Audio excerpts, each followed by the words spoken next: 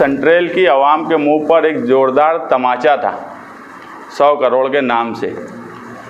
उसमें 30% फंड मालेगांव महानगर पालिका का है और 70% फंड वो महाराष्ट्र सरकार का है।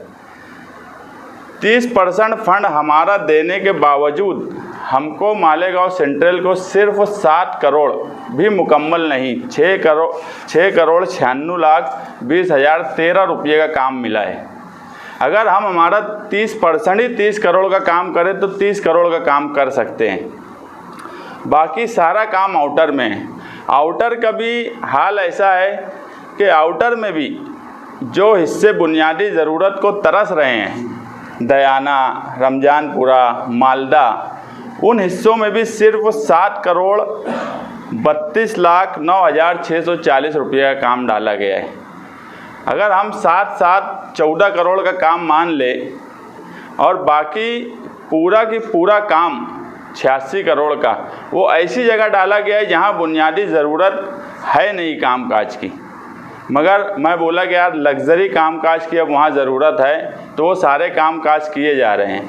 तो अगर हम कहते हैं कि हमारे साथ फ़िरका परस्ती होती है, ये इसका सबूत है कि दादा भुसे साहब उनके हलके में भी जहाँ बुनियादी ज़रूरत के काम काज है वहाँ काम नहीं कर रहे हैं। 100 करोड़ की सिर्फ ईद का तोहफ़ा बोला गया, मगर वो ईदी नहीं मिली मालेगांव के सेंट्रल हलके के और दूसरे रमजानपुरा मालदा के लोगों को। ऐसे वक्त में इससे पहले भी जनता दल और महागठबंधन आघाड़ी एक बात बोलती थी कि इस शहर ने फ़िरका परस्ती का चेहरा बदल दिया और वो चेहरा अब खुलकर हमारे सामने आ चुका है।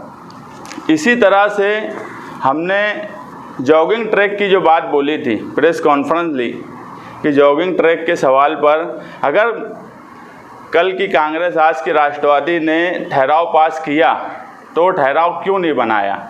दूसरे दिन आनंद फानन में ठहराव तो बना दिया गया, मगर आज भी प्रोसीजर के हिस्से से वो ठहराव गुजर नहीं रहा है। ना ही डिपार्टमेंट में वो ठहराव दिया गया, ना उस ठहराव को बुनियाद बनाकर एक नोटिस भी ठेकेदार को नहीं दी गई। तो ये मालेगांव शहर को बेवकूफ़ बनाने का काम किया जा रहा है। हमारा ये बोलना है कि आप साफ तरीके से काम करिए, आप शहरियान को धोखे में मत रखिए, अपोजिशन को धोखे में मत रखिए। आप एक तरफ ठहराव रद्द करने की बात बोलते हो, दूसरी तरफ उस पर कोई अमल बजावनी नहीं करते, तो ये मालेगांव के शहरियान के साथ एक किस्म का धोखा है। हम आज भी जॉगिंग ट्रैक के खिलाफ हैं, क्योंकि जो उसमें बुनियादी बात थी कि ईदगाह ट्रस्ट और एमएसजी कॉलेज ट्रस्ट इनकी जगह थी तो सिर्फ कारपोरेशन एनओसी नहीं दे सकती थी, इनसे भी एनओसी की बात होना चाहिए थी। जब कारपोरेशन में वो ठहराव की बात आई थी तो कारपोरेशन जगह मालक से भी एक राय लेना चाहिए था, ना उस वक्त राय ली गई। और जब तुमने वो ठहराव को ही रद्द कर दिया तो उसको प्रोसीजर से क्यों नहीं गुजार रहे हो। तीसरी बात के मालेगांव शहर में साफ़ सफाई का निज़ाम दिन ब दिन ख़राब से ख़राब तर होता जा रहा है। मच्छरों की हालत शहर में कितनी है ये छुपी हुई बात नहीं। हमने अभी भी महासभा में उस विषय पे चर्चा करने के लिए रखा, मगर बरसरे इक़्तिदार उस पर चर्चा करना ही नहीं चाहता था। बहुत दबाव बनाने के बाद चर्चा की गई और ये बोलकर आगे की बात रख दी गई कि हम इसके ऊपर गठनेता और बाकी जो ओहदेदारान हैं उनकी मीटिंग बुलाएंगे।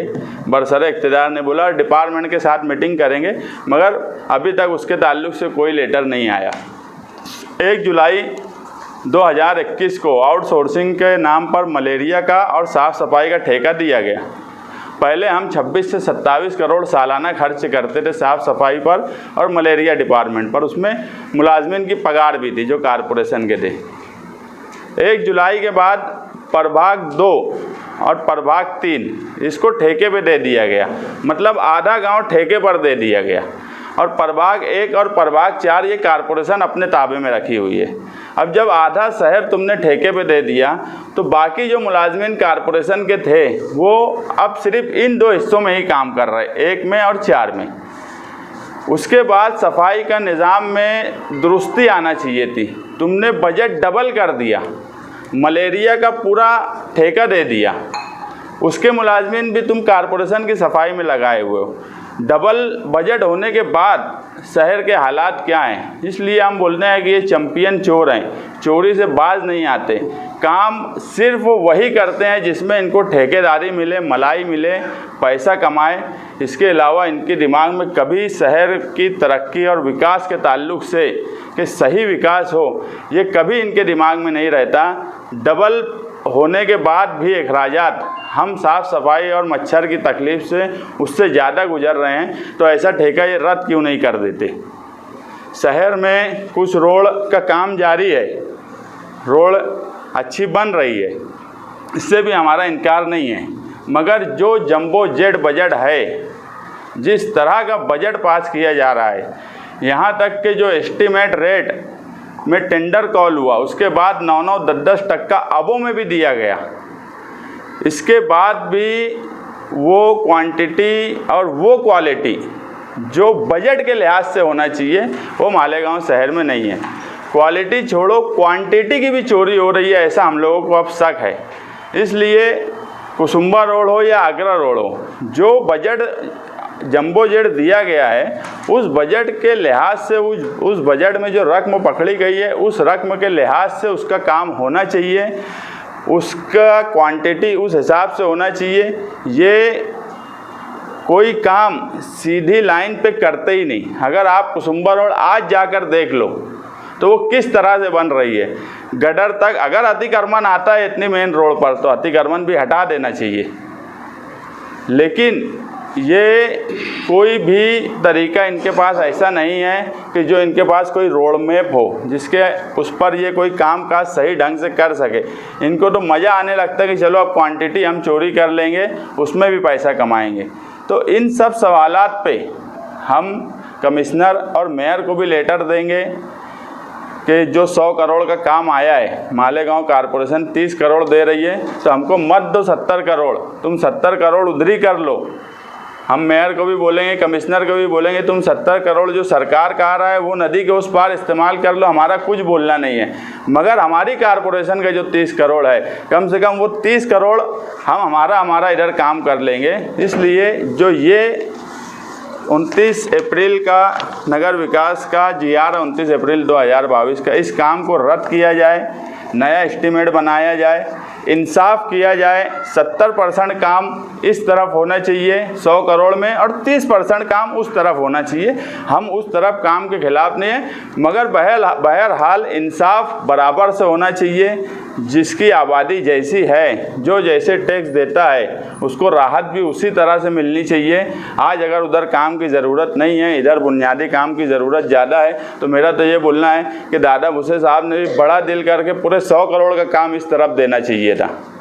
मगर उनका दिल कितना बड़ा है ये हम रमजानपुरा, मालदा इन हिस्सों में अक्सर देखा करते हैं।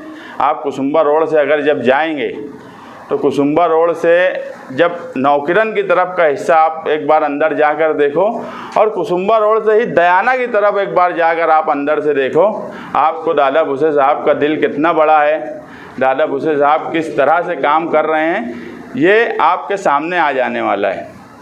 इसलिए हम इनको लेटर देने के बाद अगर इन्होंने हमारी बात नहीं मानी ये 4-5 काम को लेकर, तो हम एक अवामी बड़ा धरना कॉरपोरेशन के गेट के बाहर 24 मई को देंगे, ताकि बरसरे इक़्तिदार की आँख खुले और अवामी राय उनके सामने आए। आज 5 साल होने पर आ गया है, उसके बाद भी शहर में बुनियादी ज़रूरत इन्होंने कोई भी ऐसी नहीं की जिससे राहत मिले। और ये बोलते हैं कि यार काम अगर कुछ अच्छा किया जाता है तो तनकीद होती है। अभी हमने एक पावर लूम का वो रख दिया, तनकीद क्यों नहीं होंगी, तुम्हारी नीयत कैसी रहती। 7.5 लाख रुपये का उसी कॉरपोरेशन से मैंने कॉन्स्टिट्यूशन बनवाया, ग्रेनाइट पत्थर में बनवाया, अशोक स्तंभ लगाया, वो आज भी शहर देखता है। और मैं क्या उसकी गवाही दूंगा, सुप्रिया सुले ने फ़ोटो लगाकर, इनकी लीडर ने वो अशोक स्तंभ और कॉन्स्टिट्यूशन ट्वीट की थी और ये बोली थी उस वक्त कि हर कस्बे, हर शहर में इस तरह का कॉन्स्टिट्यूशन और अशोक स्तंभ होना चाहिए। वो 7.5 लाख रुपये में बना है, तुम 20 लाख रुपये में एक लूम अगर रख देते हो और वहाँ पर वो स्ट्रक्चर बनाते हो तो लोग फ़र्क करेंगे, लोग तनकीद करेंगे। यार वो 20 लाख रुपये का है क्या? तुम कम से कम जो रकम जिस हिसाब की है उस हिसाब का वो खर्च नहीं करते हो। इसलिए बदउनवानी का हर वक्त तुम्हारी नीयत हर काम में बदउनवानी की होती है। कोई काम में तुम कभी बकसते ही नहीं कि चलो ये एक काम है इसमें तो बकस दिया जाए, मगर राष्ट्रवादी और कल की कांग्रेस ये कभी भी कारपोरेशन में बगैर बदउनवानी के कोई इनका ठेका कोई काम होता ही नहीं है। इसलिए इन पे तनकीद शहरियान की तरफ से की जाती। नहीं तो कॉन्स्टिट्यूशन बना उस वक्त तो किसी ने तनकीद नहीं की, सारा शहर खुश था। आज भी उसका फ़ायदा होता है 26 जनवरी 15 अगस्त जब उस शहीदों की यादगार के पास कोई खड़ा नहीं हो सकता था, आज पूरा शहर झंडे की सलामी देता है। इसको काम बोलते हैं। काम की कीमत देख लो, और कोई छुपी हुई बात नहीं है। वो उसका भी एस्टीमेट कारपोरेशन ने बनाया था, इसका भी एस्टीमेट कारपोरेशन ने बनाया है। तो ये फ़र्क होता है। और इसका जवाब देवे मेयर दे, राष्ट्रवादी के लीडरान दे। हमारा सवाल सही है, हमको पता है इनका जवाब नहीं आएगा, क्योंकि सवाल इतना सही होता है कि इनको जवाब देते नहीं बनता है। नहीं तो इन 4-5 सवाल पे वो आए, मीडिया के सामने आए और इसका जवाब दें।